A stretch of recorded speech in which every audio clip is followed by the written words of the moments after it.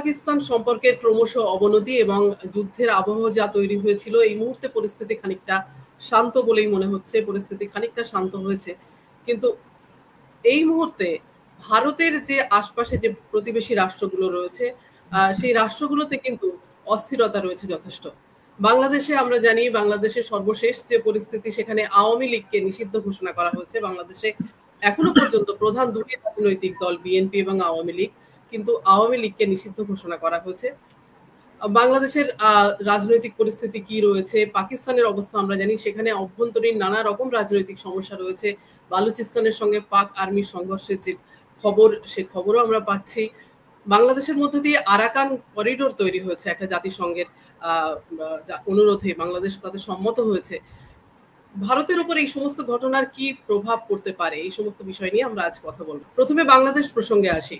বাংলাদেশে আওয়ামী লীগকে নিষিদ্ধ ঘোষণা করা হলো, ঠিক এই মুহূর্তে কি অবস্থা রয়েছে? না, ভারত আর পাকিস্তান যখন নিজেদের ওপর মিসাইল টিসাইল চালাচ্ছে, তখন ইউনূস সাহেব একটা সার্জিক্যাল স্ট্রাইক করে দিলেন। আওয়ামী লীগ এর আগেও ক্ষমতার বাইরে গেছে, কখনো বলপূর্বক আওয়ামী লীগকে সরানো হয়েছে ৭৫-এ শেখ মুজিবুর রহমানের হত্যার পরে, কখনো তারা নির্বাচন হেরে ক্ষমতার বাইরে গেছে। কিন্তু নিষিদ্ধ কিন্তু আওয়ামী লীগ এটা দ্বিতীয়বারের মতো হলো। প্রথমবার কবে হয়েছিল? ৭১ সালে। সেটাও কখন? যখন বঙ্গবন্ধু শেখ মুজিবুর রহমান স্বাধীনতা ঘোষণা করে দিলেন এবং লড়াই শুরু হয়ে গেল স্বাধীনতা, তখন গিয়ে আওয়ামী লীগকে নিষিদ্ধ করা হয়েছিল। আজকে আওয়ামী লীগকে যেভাবে নিষিদ্ধ করা হচ্ছে, একটা কিন্তু মনে রাখতে হবে, এটা কন্ডিশনাল ব্যান। বলা হচ্ছে কি, যে অ্যান্টি টেরোরিজম অ্যাক্ট অনুযায়ী যেসব মামলা আওয়ামী লীগের বিরুদ্ধে দলগত হবে আর তাদের নেতৃবৃন্দের বিরুদ্ধে এককভাবে যেসব মামলা দায়ের করা হয়েছে, এগুলি নিষ্পত্তি না হওয়া পর্যন্ত আওয়ামী লীগ কোনো পলিটিক্যাল অ্যাক্টিভিটি করতে পারবে না। এটা নজিরবিহীন একটা ঘটনা। কারণ ইন্দিরা গান্ধী যখন ক্ষমতার বাইরে যান, তোমাদের মনে আছে জনতা পার্টির আমলে তার বিরুদ্ধে মামলা হয়েছিল। কংগ্রেসের বিরুদ্ধে দল হিসেবে হয়নি, কমিশন হয়েছিল, মামলা টামলা হয়েছিল। কিন্তু তাই বলে উনি রাজনীতি করতে পারবেন না, ওনার দল রাজনীতি করতে পারবেন না। তো এখানে বুঝে নিতে হবে যে কি ধরনের গণতন্ত্র আমরা বাংলাদেশে দেখছি বা গণতান্ত্রিক প্রক্রিয়া। প্রথম কথা হচ্ছে, কে কাকে নিষিদ্ধ করছে। আওয়ামী লীগ একটা প্রতিষ্ঠিত দল, 1949-এ তৈরি হয়েছে, অতি পুরনো দল, যারা বাংলাদেশে বাঙালি জাতীয়তাবাদী লড়াইয়ের নেতৃত্ব দিয়েছে, দেশের স্বাধীনতা যুদ্ধের নেতৃত্ব দিয়েছে এবং বাংলাদেশের স্বাধীন বাংলাদেশের 53 বছরের ইতিহাসে প্রায় 25 বছর তারা ক্ষমতায় থেকেছে। এই আওয়ামী লীগকে কে নিষিদ্ধ করছে? Interim government. যে ইন্টারিম গভর্নমেন্টের কোনো প্রভিশন বাংলাদেশের সংবিধানে নেই। আর পশ্চিমী দুনিয়ার কথা যত কম বলা যায়, তারা বাংলাদেশে ঘুম হচ্ছিল না বাংলাদেশে গণতন্ত্র চলে গেছে বলে। শেখ হাসিনা ভুলভাল নির্বাচন করছে, সেই নিয়ে তাদের ঘুম হচ্ছে।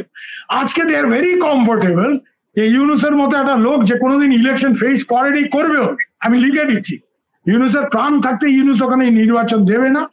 কিন্তু যেহেতু ইউনূস তাদের খেলা খেলছে, তাই জন্য সেখানে একটা ইন্টারিম গভর্নমেন্ট আছে এবং এই ইন্টারিম গভর্নমেন্ট বিভিন্ন অজুহাতে তারা নির্বাচন না দিয়ে পুরো ব্যাপারটা দীর্ঘায়িত করছে। প্রথমে তারা বললো আমরা সংস্কার করব। সংস্কার ব্যাপারটা তো ভাই ইলেকটেড পার্লামেন্টের ব্যাপার, এটা আনইলেকটেড গভর্নমেন্ট সংস্কার করবে এটা। তারপরে বললো অর্থনীতির অবস্থা খুব খারাপ, আমাদের দেখতে হবে। এখন যারা ইউনূসের সাঙ্গপাঙ্গ, সার্জিস আলম বলে দিয়েছে যতক্ষণ এই বিচার প্রক্রিয়া শেষ না হবে, শেখ হাসিনার বিচার না হবে, ততক্ষণ নির্বাচন করা যাবে না। এক, কতদিনে এই বিচার প্রক্রিয়া শেষ হবে সেগুলি তো বুঝতেই পারো, আমাদের এই অঞ্চলে বিচার প্রক্রিয়া কতক্ষণ লাগে। এক। ২ নম্বর হচ্ছে নাহিদ ইসলাম, কিছুদিন আগে অব্দি যে ইন্টারিম গভর্নমেন্টের উপদেষ্টা ছিলেন, এখন এনসিপির নেতা, হচ্ছে দেশে আইন শৃঙ্খলা পরিস্থিতি এখনো যথেষ্ট খারাপ, এখানে নির্বাচন করা যাবে না। তার মানে যেই উপদেষ্টা মন্ডলীর সদস্য উনি নিজে ছিলেন, যেই আইন শৃঙ্খলা রক্ষা করার দায়িত্ব তাদের, সেই জায়গাতে নিজের গায়ে থুতে পেলেও উনি বলছেন যে নির্বাচন করা যাবে না। মানে যেন তেন প্রকারেণ নির্বাচন করা যাবে না, এটা হচ্ছে ইউনূসের লক্ষ্য। আর এই যে রিফর্মস এর কথা উনি বলছেন, সোফিয়া এখানে বলুন, এই রিফর্মস নিয়ে যেসব কমিশন উনি গঠন করেছেন, তার মধ্যে একটা কমিশন রিসেন্টলি রিপোর্ট দিয়েছে, সেটা হচ্ছে নারী বিষয়ক যে কমিশন। শিরিনকে আমি চিনি, জাফরুল্লাহ চৌধুরীর বউ শিরিন পারভিন হক, যার নেত্রী, নারী পক্ষের মানে প্রতিষ্ঠাতা। এই রিপোর্টে বলা হয়েছে যে ধর্মীয় আইন না, এখানে নারীদের সাথে পুরুষের সমকক্ষতা বজায় রেখে ইনহেরিটেন্স, ডাইভোর্স ইত্যাদি সব ব্যাপারে, এমনকি সেক্স ট্রেডকে লিগালাইজ করতে হবে, এবং বাংলাদেশের পার্লামেন্টের সংখ্যা 600 করতে হবে, তার মধ্যে 300 আসন নারীদের জন্য সংরক্ষিত করতে হবে, পলিটিক্যাল রিপ্রেজেন্টেশনে নারী পুরুষ সমান রাখতে হবে। এই রেকমেন্ডেশনটা যখন আসলো, ইউনূস সাহেব প্রথমে বললেন খুব ভালো, সারা পৃথিবীর লোক আমাদের নারীদের দিকে তাকিয়ে আছে। যেই মুহূর্তে কাঠমোল্লারা রাস্তায় নেমে গেল, হেফাজত বিশাল মিটিং মিছিল তারা করলো, একেবারে নারীর একটা কুশপুত্তলিকা, শাড়িটা টেনে টেনে খোলা হচ্ছে, তাকে জুতো দিয়ে পেটাচ্ছে সব হুজুররা, এই কাজ যখন হচ্ছে, এই গন্ডগোলের পরে আর ইউনূস কিন্তু ওনার প্রতিষ্ঠা করা এই কমিশন, সেই কমিশনের রেকমেন্ডেশন ইমপ্লিমেন্ট করবেন, কার্যকরী করবেন, এই ব্যাপারে উনি কিচ্ছু না বলে আস্তে করে এই ন্যাশনাল সিটিজেন্স পার্টি বা নাগরিক পার্টি, ওনার চামচা, ওনার লোকজন, এই হাসনাত টাসনাতদের দিয়ে একটা আন্দোলন শুরু করিয়ে দিলেন অ্যাটেনশন সরানোর জন্য যে আওয়ামী লীগকে বহিষ্কার করতে হবে। এবং একদিন ওরা মিছিল মিটিং করলো, তারপরে উনি অ্যাডভাইজারি কাউন্সিলের সিদ্ধান্ত নেওয়া হলো। কি এই অ্যাডভাইজারি কাউন্সিলের কোনো বৈধতাই নেই। যে অ্যাডভাইজারি কাউন্সিল আর্মি সৃষ্টি করেছিল কিসের জন্য? সাময়িকভাবে দেশের প্রশাসন চালানোর জন্য, যাতে করে একটা সুষ্ঠু নির্বাচনের রাস্তা প্রশস্ত হয়, তা সেটা এদের কাজ। সেটা না করে উনি মানে যেটা ওনার কাজ নির্বাচন করানো, সেটা না করে উনি আর সব করছেন। তো এখানে এবং পশ্চিমী দুনিয়ার ব্যাপারটা এখানে পরিষ্কার হয়ে যাচ্ছে, ডাবল স্ট্যান্ডার্ড।